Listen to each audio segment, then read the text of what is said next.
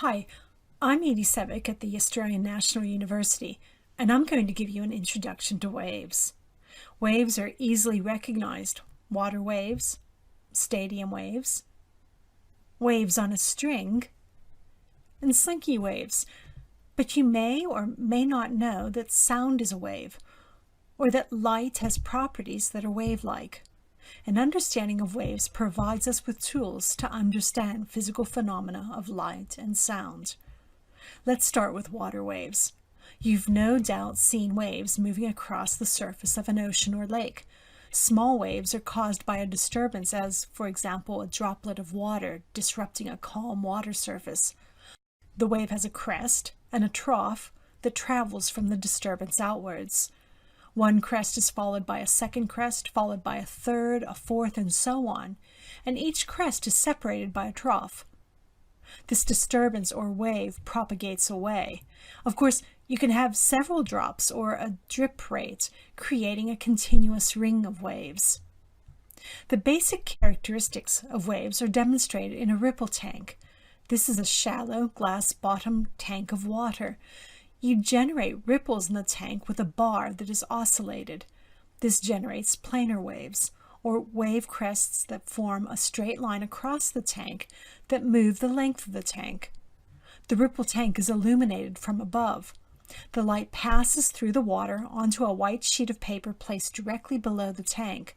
Now, the light is bent as it passes through the water. A crest of water bends the light away from the crest, while a trough focuses or concentrates the light. We'll discuss this later when we talk about light. But the end result is that on that paper, the bright lines represent wave troughs, and the dark stripes represent wave crests of the planar wave. Here is a ripple tank in action. Notice that they can still see images of the waves underneath the tank without the sheet of paper. Let's freeze the wave. The dark regions represent the crests, the white regions, the troughs. You might recognize similar images on the bottom of a swimming pool on a sunny day, say from dipping a finger into the surface and viewing the image created on the bottom of the pool.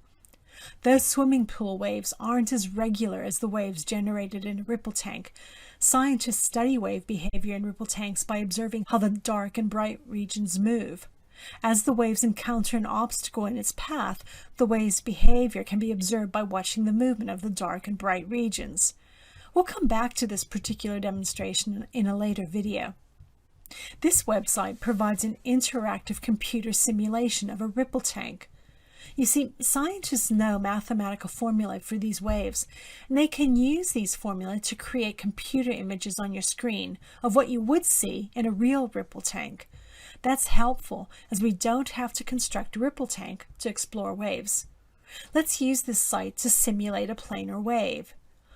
This is what the surface of the water would look like on a 3D view if we generate planar waves. I can reorient myself in 3D to see what the waves look like. And here is the image of the waves projected on the sheet of paper. Again, the dark regions are the crests of the waves. We'll come back to this projection in a moment.